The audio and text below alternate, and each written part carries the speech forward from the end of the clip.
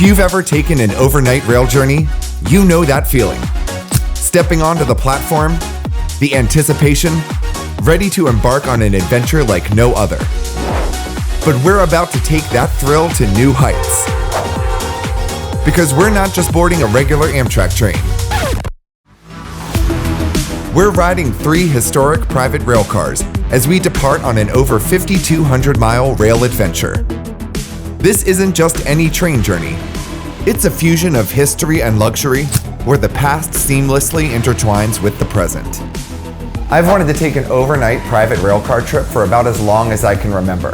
Not only to experience the golden age of rail travel, but to get a glimpse into the sort of luxuries that are usually only afforded to the super wealthy. And I'm happy to say that thanks to the tireless efforts of a group of rail fans and volunteers, I finally got such a chance this year. And splitting the cost amongst a large group of people finally put this dream within reach. The journey took 8 days and covered almost 5,200 miles. We will be coupled to the back of the California Zephyr from Chicago to Emeryville, California. Once there, we will be stationed for 2 nights in the yard at Oakland before being connected to the rear of the Coast Starlight from Oakland to Los Angeles. Then the next day, the Southwest Chief carries us on the final leg of our trip from Los Angeles back to Chicago. Our sleeping car for the journey will be the Salsbury Beach. This is a Pullman car built for the Boston and Maine in 1954. It contains 4 double bedrooms, 6 single-occupancy roomettes, and 6 accommodations known as open sections. An open section consists of 2 seats that face each other during the day with a table in between.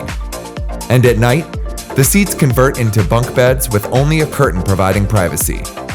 There are very few opportunities left in the world to experience this type of bygone sleeping accommodation on a train. We will explore more about the other 2 cars on our trip once we get underway. So let's hop aboard and embark on this amazing adventure.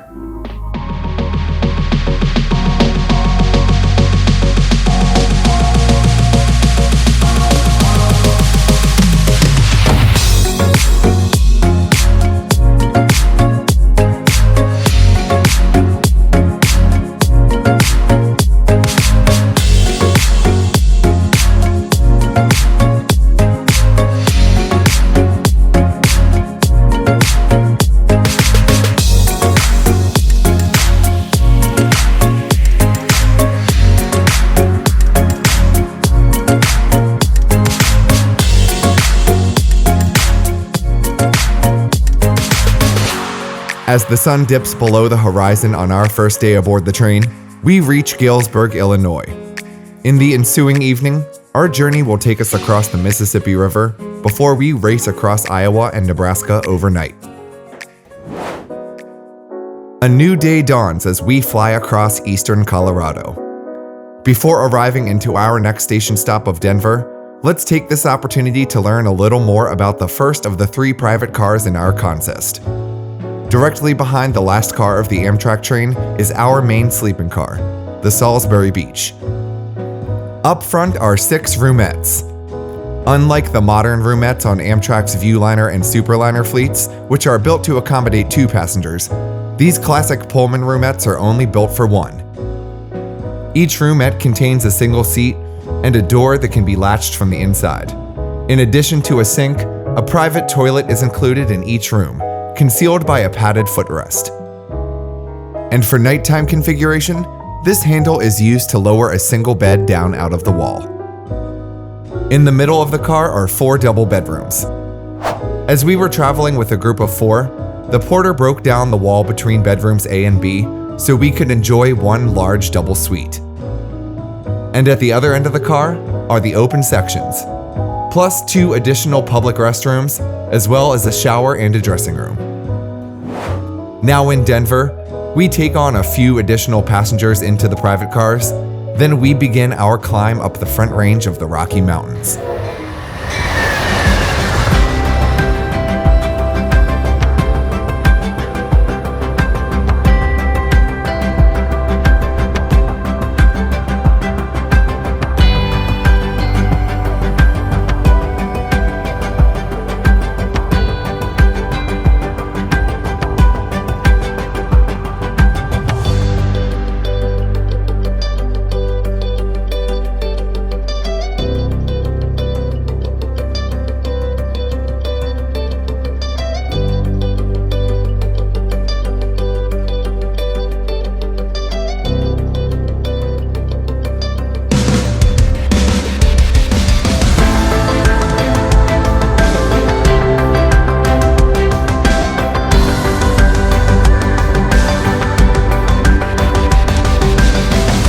At Winter Park, Colorado, we take a brief opportunity to stretch our legs before heading off into the spectacular canyons of the Rocky Mountains on our way to Glenwood Springs.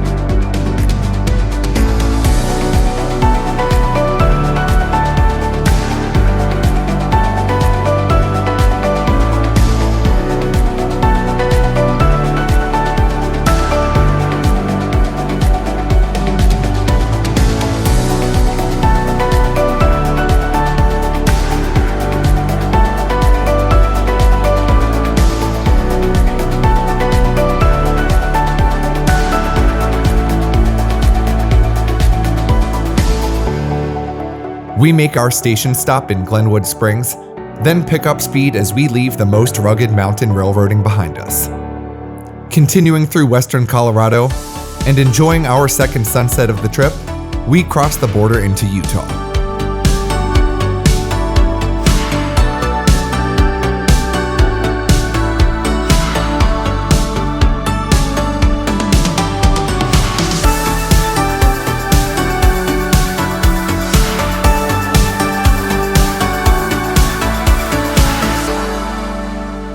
Day 3 finds us rolling through a shockingly green Nevada desert, as the spring of 2023 brought unusually wet weather to the region. For reference, here is the exact same stretch of track that I photographed only 5 months earlier.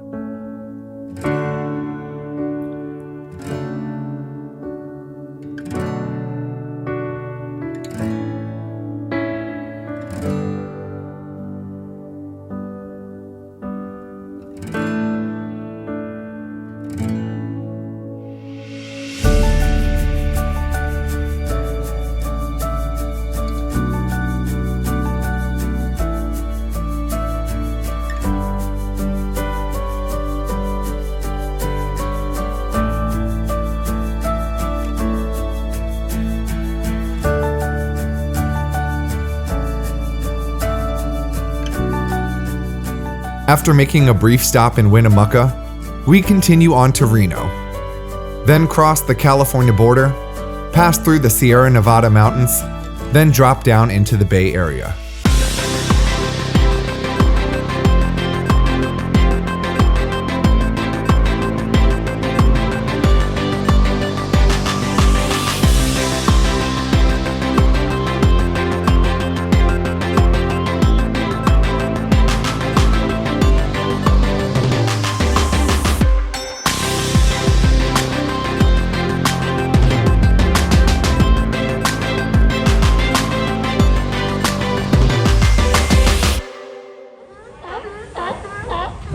Our group got to spend an entire day exploring San Francisco.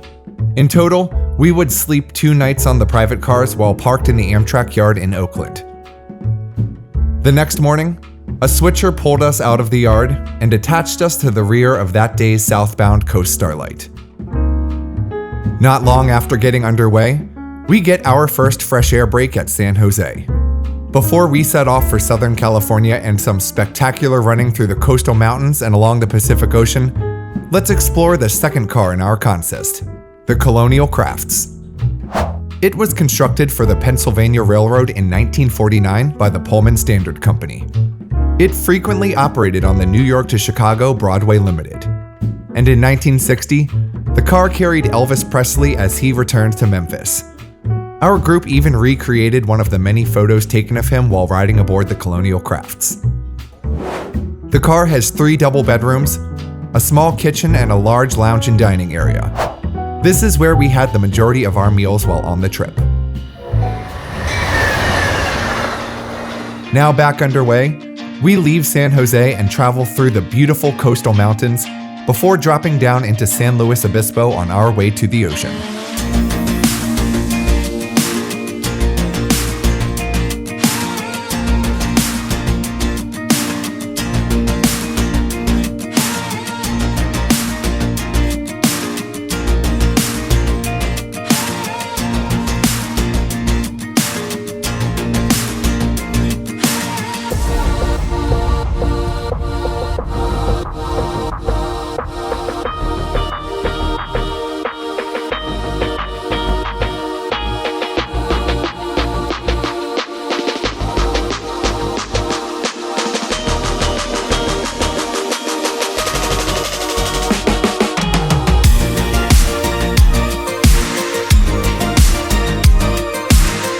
As we excitedly await our departure from San Luis Obispo, we can now explore the last car on our train, the Lamberts Point.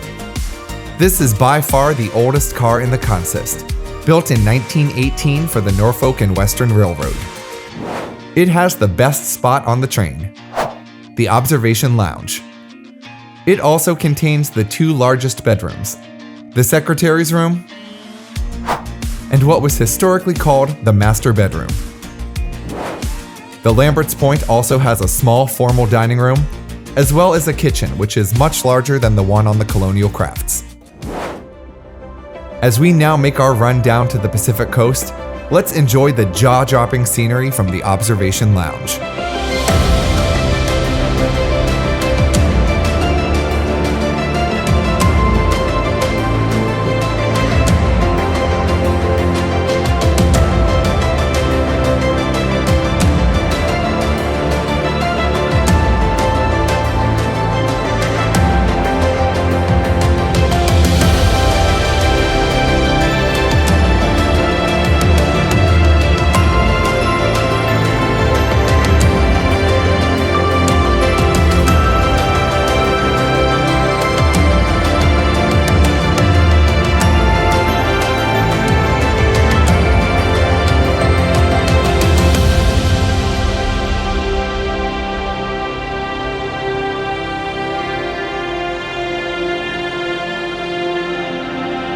After arriving in Los Angeles later that evening, we spend one night on the car stationed in the yard. We enjoy the next day in LA before being connected to the back of the Southwest Chief that evening for the eastbound run to Chicago. Unbelievably, we have almost 2,300 miles to go on this once-in-a-lifetime adventure. Continue the journey with me in this video about the last leg of our trip, the route of the legendary Santa Fe Super Chief. Then, watch this video to learn even more about these historic Pullman cars. And thank you for watching Rail Weekly.